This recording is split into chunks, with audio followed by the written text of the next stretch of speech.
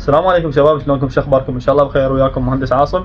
اليوم راح احكي عن المعدلات وشلون واحد يقدم استمارة وهاي التفاصيل. بالبداية سويت قناة على التليجرام نشرت بيها المعدلات مال 2021 ومال 21-22 ومال 22-23 حدود الدنيا، اوكي، حتى الطالب يطلع عليها. وكذلك المقارنات بين السنين السابقة اللي هي اكو مقارنة 20-21، يعني بيك السنة بال20 كانت معدلات نار، كان اكو حذوفات، ف 5000 طالب طلعوا 99.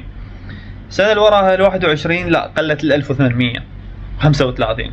السنة اللي وراها زادت ل 1800 شو اسمه و77، فما صار فرق. هاي السنة اللي احنا بيها مقبلين عليها اللي هي 24، المعدلات ارتفعت صراحة، كلش ارتفعت للأحياء. يعني العام 99 معدل 99 جابوا 1800 طالب، السنة 2700 ل 98، 2500 السنة 3700 أو 3600 تقريبا. وكذلك ال 97 زايدين 1000، وال 95 وال 96 كلها زايد 1000. فللأحياء بتاتا ما أتوقع أي نزول، فلا حد يفكر ولا حد يسألني إنه الأحياء تنزل. تمام.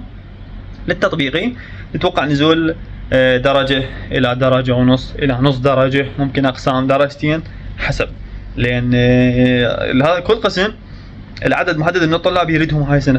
فرضا يريد 70 طالب، أوكي، والأحياء قليلين، فمثلا قبله 100 العفو قبله 50 يريد بعد 70، فينزل المعدل بوينتات وشوية أو نص درجة، يستقبل طلاب ويسد المعدل يقفله. اكو اقسام، خاصة الاقسام اللي تقبل فقط تطبيقي، اللي هي هندسة كهرباء، هندسة مدني، هندسة طرق، موارد مائية، بيئة الى اخره من الاقسام اللي تقبل بس تطبيقي. احياء وتطبيقي هم ينزل معدل التطبيقي لازم، لكن ما ينزل نزول قوي وايد. اكو طلاب من الاحياء وياهم، وصلت الفكرة؟ هاي سالفة المعدلات. نجي للاستمارة. الاستمارة خاصة للاحيائي، يعني انت ابو الاحياء اذا تقدم على قسم ومعدلك اذا مو على درجتين لا تفكر يطلع لك. يعني اذا قبل هو 80 وانت 82 يقدم عليه، بس مو هو 79 وانت 80 تقدم، او هو نفس معدلك قابل وتي تنقبل، لا، راح يصير زياده الاحياء. اوكي، حطه ضمن الاختيارات لكن لا تامل انه يطلع لك. الفكره بالاستماره انه مو اجيب شو اسمه كل الاقسام اضبط 50 اختيار، لا، اول 5 اختيارات اضبطهن، الباقي حشو. ها الطلاب مين اجيب حشو؟ ماكو معاهد.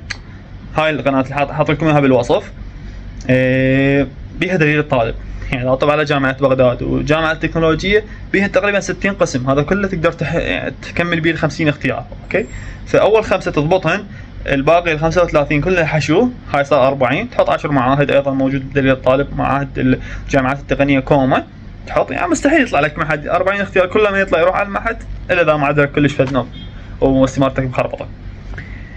فتجي مثلا طالب راد يقدم على هندسه مدني ومعدله 83 او معدل 82، هي بالتكنولوجيا قبلت 84. هاي السنه الوحيده العام اللي قبلت فيها 84، كل السنين 82 81.1. فراح ينزل هاي السنه ان شاء الله معدل المدني اتوقع على 82 ونص، مو اكثر، يعني احتمال 81.5. اي صعب.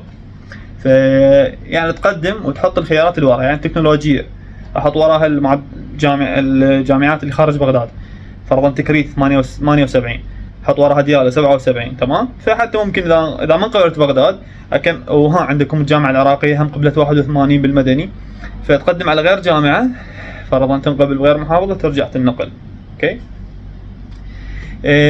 ممكن غير اقسام، مثلا بالعلوم التطبيقيه اكو فكره هم واخذيها بالعلوم التطبيقيه. العلوم التطبيقيه لا تمشون على الحد الادنى، هذا الحد الادنى يشمرك الافرع المتدنيه، فلازم يكون معدلك عالي حتى تنقبل.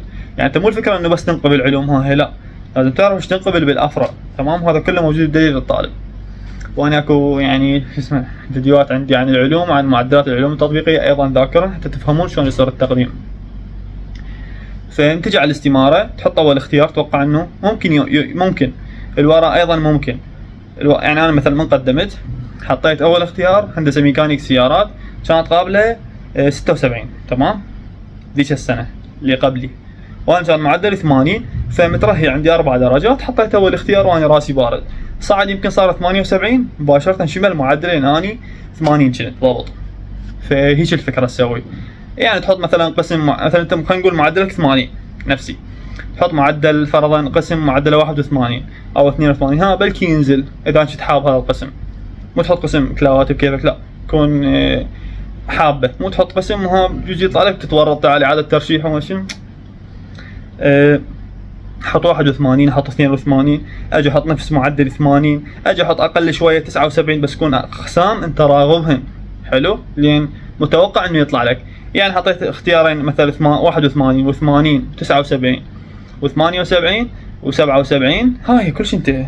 هاي استمارتك اول 5 اختيارات كلش كافيه، راح يطلع لك واحد من ضمن الخمسه، لا تحير ولا ابد. الباقي كله حطه حشو. حلو.